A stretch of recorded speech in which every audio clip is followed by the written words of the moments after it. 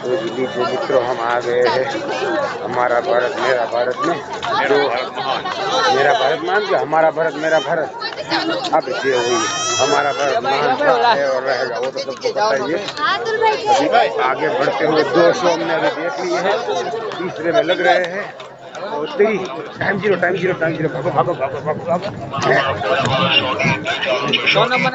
चलो चलो चलो, टाइम जीरो हो गया है। चलो चलो चलो चलो चलो चलो चलो चलो जल्दी। एंट्री हमें अभी मिल गई है। कल जैसे नहीं, आज सुबह ही एंट्री भी फटाक से मिल गई थी। दूसरी भी अभी मिल गई है, जो कि तीसरी है। ये लोक नृत्य अभी पूरा नहीं देखा हुआ है। लोक नृत्य में शायद बहुत कम लोग जा रहे हैं, इसके लिए बहुत ज़्यादा भीड़ नहीं थी, तो ओपन एंट्री थी। लेकिन वो दोपहर को देखेंगे आराम से। अभी कुछ नहीं देखा, 2 या 3 मिनट के देखा हुआ है। फिर भी देखिए, ये लाइन हो गई, पूरा शो खाली है। जल्दी जल्दी बारी आ रही है, खड़े हो जाते लाइन में। तो भाई अल्लाह भाई मोर सामने बस, चलो तो ठीक है, लाइन में खड़े हो जाते हैं और मिलते हैं आगे। चलिए अल भाई, इस साल हम मना रहे हैं भारत की आजादी का अमृत महोत्सव। इस अवसर पर आइए सबसे पहले याद करें पिछले 75 वर्षों से हमारी सरहदों की रक्षा करने वाले हमारे सैनिकों के बलिदानों को। बस बस माँ, और नहीं खा पाऊंगा। एक रोटी और बेटा, वैसे साल में तो एक ही बार तो आता है। अरे दिवाली पे राखी तो क्या करूं? राखी में तो आप कभी आते नहीं, तो मेरे लिए तो जब भी मेरे भैया मिले तभी राखी और तभी दिवाली। कांग्रेचुलेशंस, आपको लड़का हुआ है। मेरा प्यारा फरिश्ता।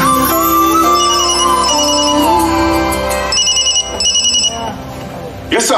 Captain, there is an emergency. आपको अभी सरहद पर रिपोर्ट करना होगा। ओके सर, नो प्रॉब्लम, मैं अभी निकलता हूँ। लेकिन आपकी वाइफ से तो मिलते जाइए। डॉक्टर, इसकी माँ से कहना इसके पिता को भारत माँ ने पुकारा है, और युद्ध के मैदान में एक पल की भी देरी दुश्मन को जीत दिला सकती है, और ऐसा ये भारत माँ का बेटा हरगिज़ होने नहीं देगा।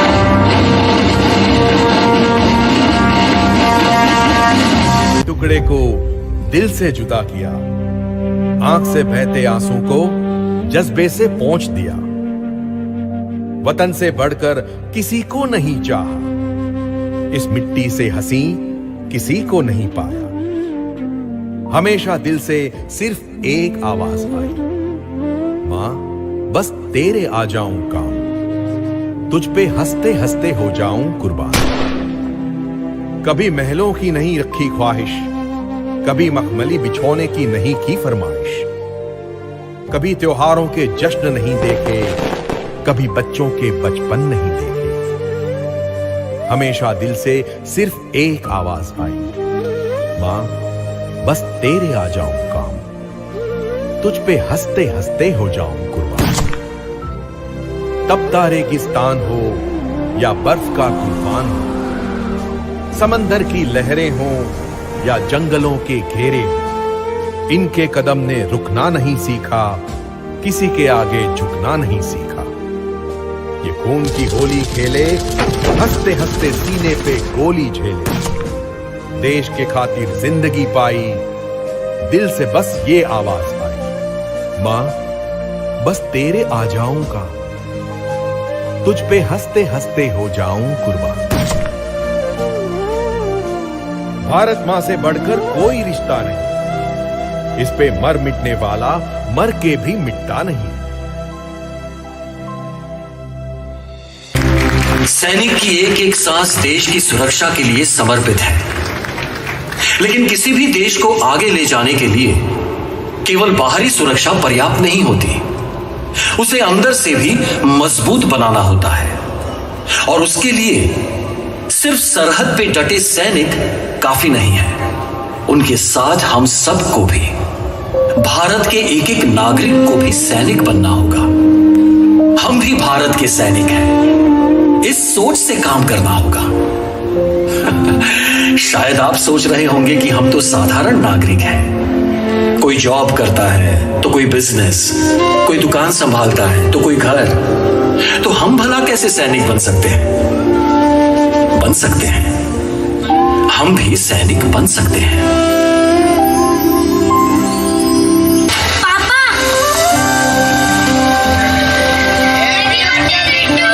Thank you thank you. अच्छा, मेरे बिट्टू को बर्थडे में गिफ्ट क्या चाहिए? Teddy bear. श्योर। तो आज शाम को पापा टेडी बेयर के साथ कितने काटूंगा? आज मैं शाम को 4 बजे ही आ जाऊंगा और आपके लिए मार्केट से रसगुल्ले लेकर आऊंगा। बहुत पसंद है आपको? आई लव यू बेटा, खूब खूब खुश रहो। अच्छा, अभी पापा ऑफिस के लेट हो रहे हैं तो निकलते हैं। बाय पापा। बाय।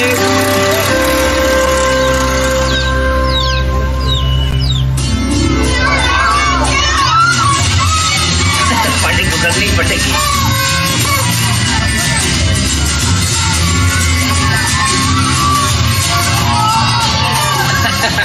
दादाजी। जी बेटा। पापा अभी तक क्यों नहीं आए? पापा बस आ ही रहे होगे, मेरी अभी बात हुई उनसे। ऑफिस से निकल चुके हैं, वो मिठाई की दुकान है ना, बस वहाँ थे। पर पापा ने तो कहा था 4 बजे तक आ जाएंगे और अभी तक नहीं आए। बेटा पापा आने ही वाले। चलो तो अपने दोस्तों के साथ केक काटने की तैयारी करो, आओ। फोन आ गया। हेलो, क्या एक्सीडेंट?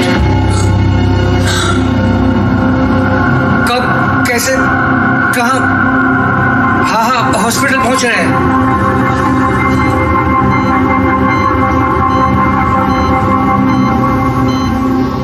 हम पूरी कोशिश कर रहे हैं पर अभी कुछ भी कह पाना पॉसिबल नहीं है। सर पे चोट लगने के कारण वो कोमा में चले गए हैं।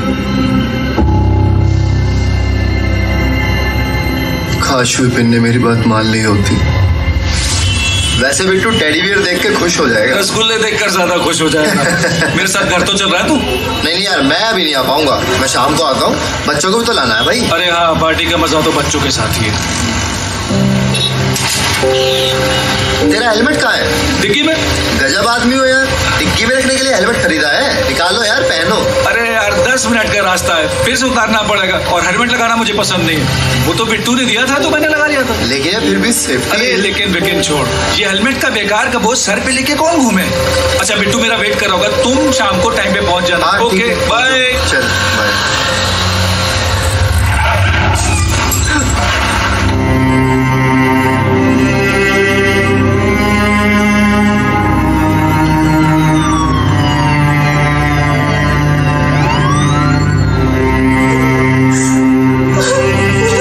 अगर विपिन हेलमेट पहन लेता तो ये नौबत ना आती।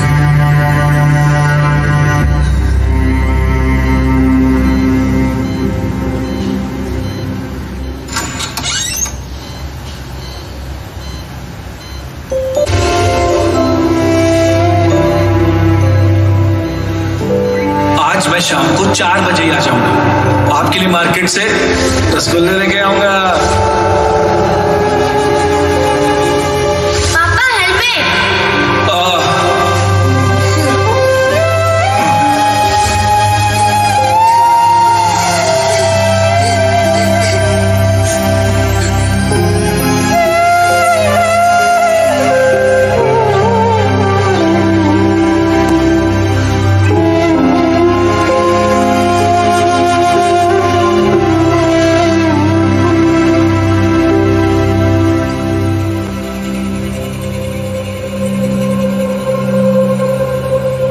हेलमेट का बोझ अपनों के दुखों के बोझ से बहुत हल्का होता है। ये बात अगर विपिन समझ लेते तो ये हादसा ना होता।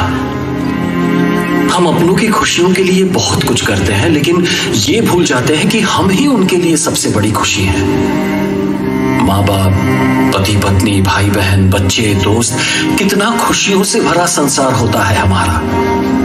पर ये सारी खुशियां हम सिर्फ एक लापरवाही से एक पल में तबाह कर देते हैं। केवल भारत में ही सड़क दुर्घटना में रोज 400 लोग मरते हैं। कभी मोबाइल पर बात करते करते ड्राइविंग करते हुए, कभी बिना सीट बेल्ट के गाड़ी चलाते हुए, कभी सिग्नल तोड़ते हुए, तो कभी स्टंटबाजी करते हुए।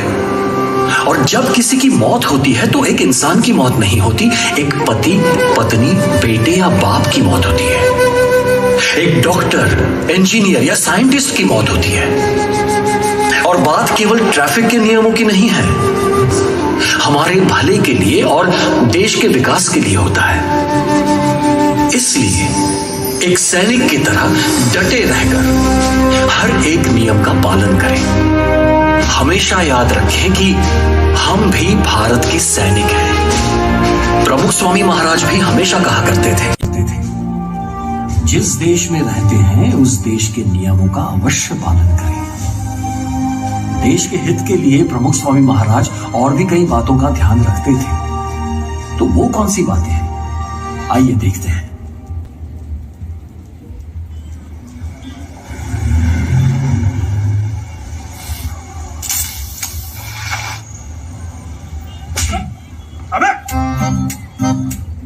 अबे थप्पड़ क्यों मारा? मैंने नहीं मारा, अपने आप चल गया यार। अपने आप कैसे चल सकता है? तू मेरा यार है, फिर भी तूने मुझे मारा। मैंने नहीं मारा यार, अपने आप चल गया। ठीक है। अबे ढोल की तरह मुझे बार बार क्यों पीट रहा है? मैं सच बोल रहा हूँ यार, मैंने नहीं मारा, अपने आप चल गया। अबे अपने आप तो तेरा दिमाग भी नहीं चलता, दिमाग तो फिर थप्पड़ कैसे चल गया? पता नहीं यार ये क्या हो रहा है। तूने जानबूझकर मारा, मैं तुझे नहीं छोड़ूंगा।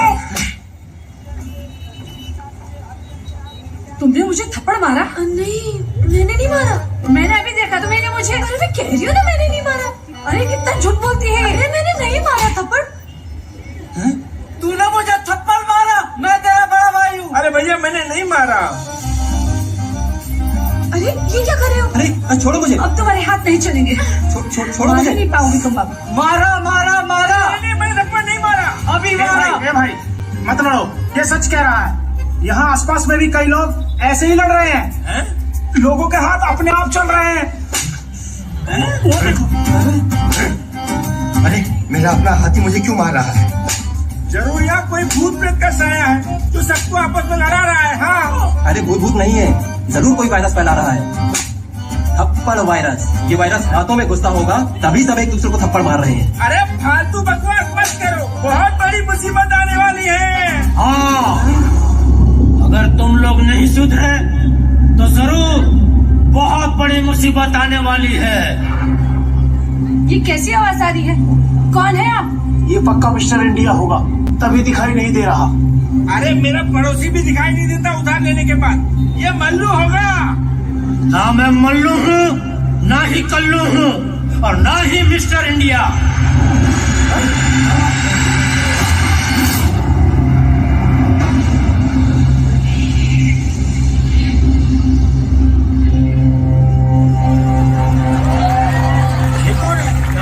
का बेटा हूँ जो अपनी परेशानी, अपनी पीड़ा तुम लोगों से कह नहीं पाती, सिर्फ चुपचाप सहती रहती है। इसीलिए मैंने तय किया है कि अब से जो गलती करेगा उसे यूं ही सजा मिलेगी। अरे भाई, न हम आपको जानते हैं न आपकी माँ को। आपको कोई गलतफहमी हुई है? वो सिर्फ मेरी नहीं, तुम्हारी भी माँ है। इस देश के हर इंसान की माँ है। हर इंसान की माँ? वो कौन है? जिसे हमने भुला दिया है, जिसके कारण तुम यहाँ पे खड़े हो, जो हजारों लाखों सालों से हम जैसों का बोझ उठाती आ रही है। धरती माँ। पर धरती माँ का हमने क्या बिगाड़ा है? अभी बताता हूँ। ये देखो, ये यहाँ किसने फेंका?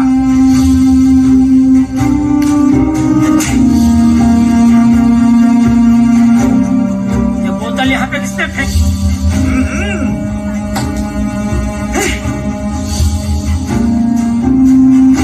प्लास्टिक की थैली ये यहाँ पे किसने फेंकी?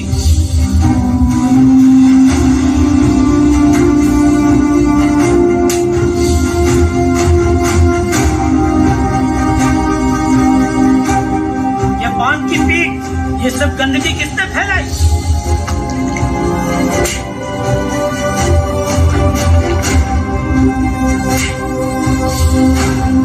ये सब हमारा किया कराया है।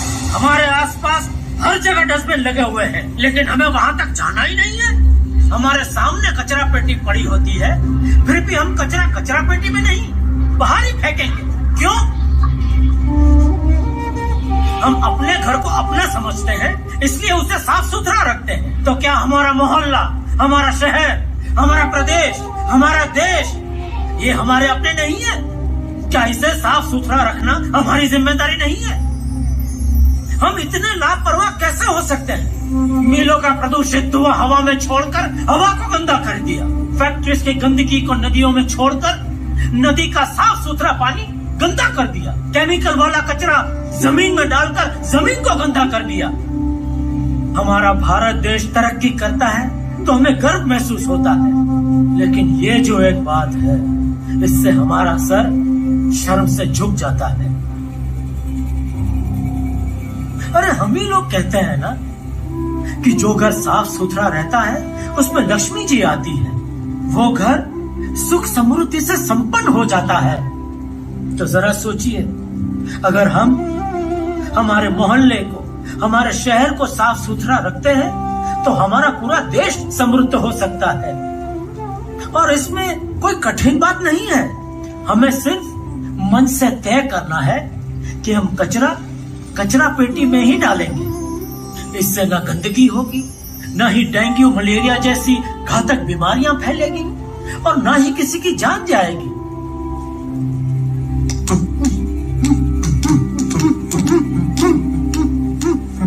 हमसे बहुत बड़ी गलती हो गई। हमारे लिए तो थप्पड़ की सजा भी कम है, हमें माफ कर दीजिए। माफी मुझसे नहीं, धरती माँ से मांगी।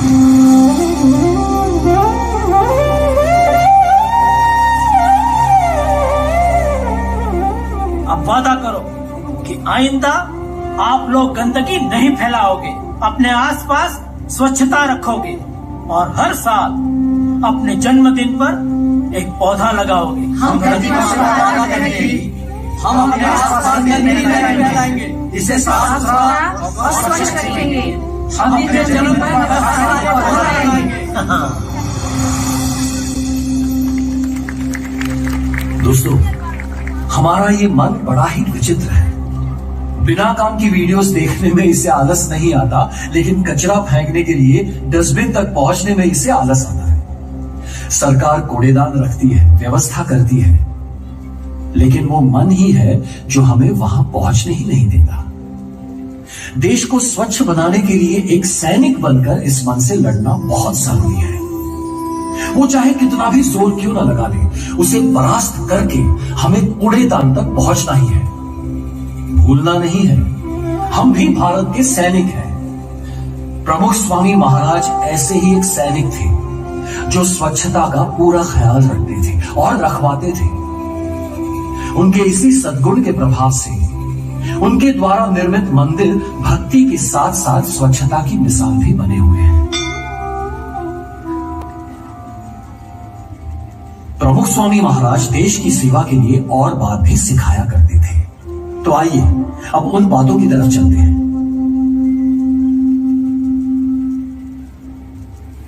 ये लाइट क्यों जल रही है? सूरज की रोशनी भी कम पड़ रही है क्या? जो दिन में बल्ब जला रखा है? सॉरी मेजर साहब, गलती हो गई।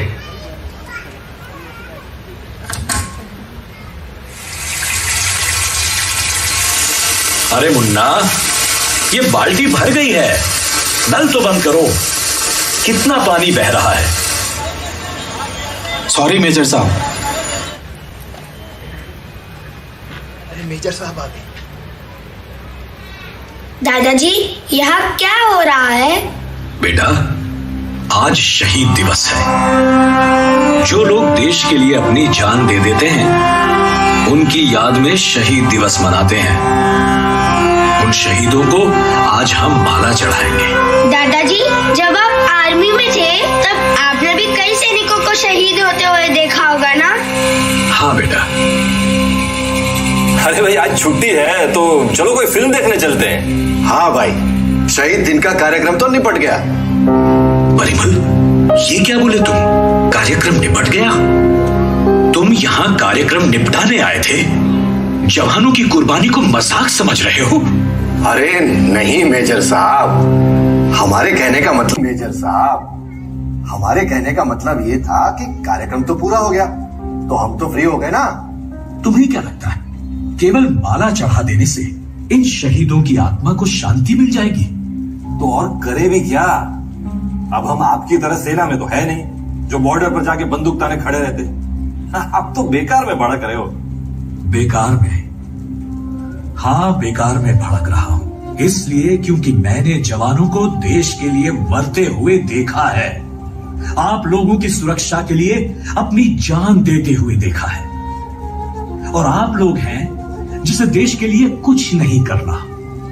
लेकिन मेजर साहब, हम कर भी क्या सकते हैं? जितना कर सकते थे कर दिया।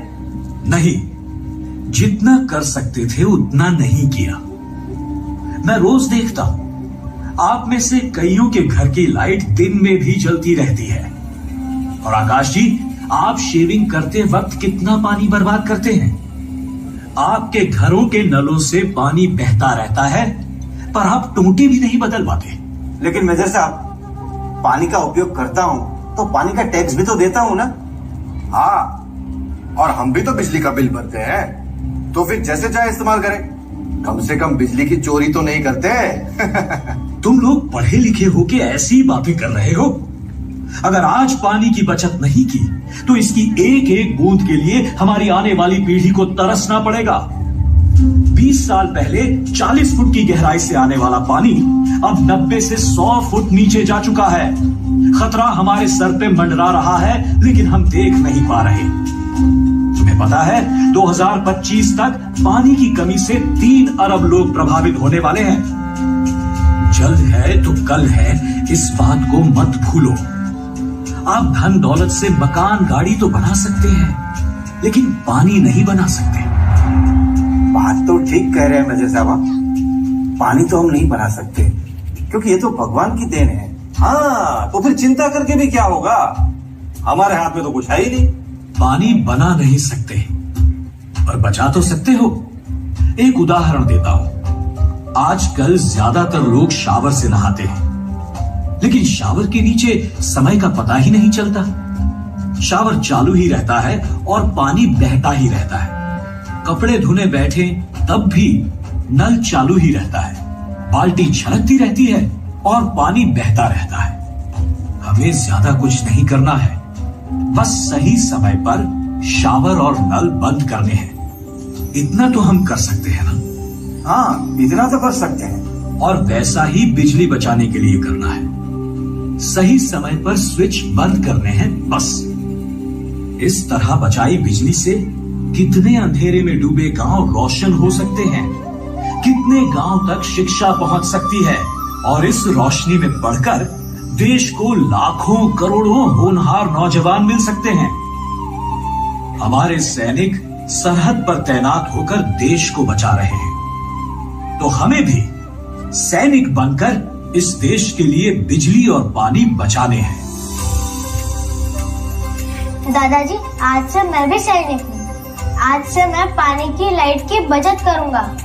कभी पंखा, ट्यूबलाइट या बल्ब को चलता नहीं छोड़ूंगा। दादाजी, मैं भी देश का सिपाही हूँ। मैं भी पानी बिजली के साथ सफाई का भी ध्यान रखूंगा। मेजर साहब, हम सब भी आज से भारत देश के सैनिक हैं और आज से हर उस बात का ध्यान रखेंगे जो देश के विकास के लिए जरूरी है। क्यों भाइयों? बिल्कुल। शाबाश मेरे सैनिकों, ये मेजर आपको सलाम करता है। तो अब आप लोगों को समझ में आ गया होगा कि किस तरह हम भी सैनिक बन सकते हैं। जरा सोचिए, जब हम 140 करोड़ देशवासी देश के कायदे कानूनों को मानेंगे, एक सैनिक की तरह अनुशासन में रहेंगे, स्वच्छता रखेंगे, तो कैसी शान हो जाएगी हमारे आलीशान भारत की। चलिए आज ब्रह्म स्वरूप प्रमुख स्वामी महाराज के शताब्दी महोत्सव और आजादी के अमृत महोत्सव पर अपने स्थान पर खड़े होकर तिरंगे को सलामी दें और प्रतिज्ञा करें कि एक सैनिक की तरह हम भी देश सेवा में कोई कसर नहीं छोड़ेंगे। देश के नियमों का पालन करेंगे, पानी, बिजली और स्वच्छता का पूरा ध्यान रखेंगे। हम यहाँ प्रेक्षक बनकर आए थे लेकिन अब सैनिक बनकर जाएंगे।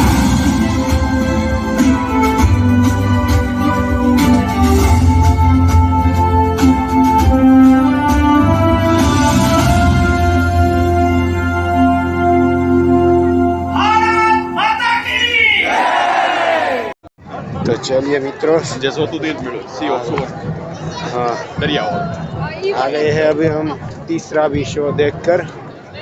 और अभी हमको सी वर्ल्ड ने sea show sea world the sea of Suvarna के पास हमारा एडजस्टमेंट हो गया है। हमारे भैया जो थे उसके पास एक का एंट्री हो गया। अभी देखते दूसरे का मिलता है कि नहीं मिलता है, लेकिन बहुत अच्छी बात है कि एक का एडजस्टमेंट हो गया है। बहुत बढ़िया है, क्योंकि लेट होने से तो बहुत अच्छा है कि हो जाए, जितना हो सके उतना बढ़िया। उधर रोड शो फिर से हो रहा है, लेकिन अभी देखने का उतना टाइम नहीं मिलेगा। फिर भी देख रहे हैं जितना देख सकते हैं, और देखते हैं पास में कौन कौन सी चीज़ें मिलती है। देखिए कल भी निकली थी, आज भी फिर से निकली हुई है सुबह।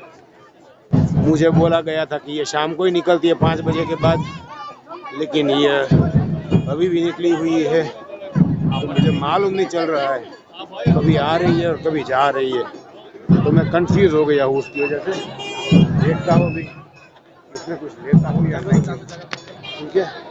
और इसमें मेरा भाई का सारू भाई का लड़का भी आया हुआ है, वो भी शायद देखता हूँ मिलता है कि नहीं है, इसके अंदर ही शायद है, वो देखता हूँ, ठीक है। पहले भाई से मिल लेते हैं, उसके बाद आगे बढ़ते हैं।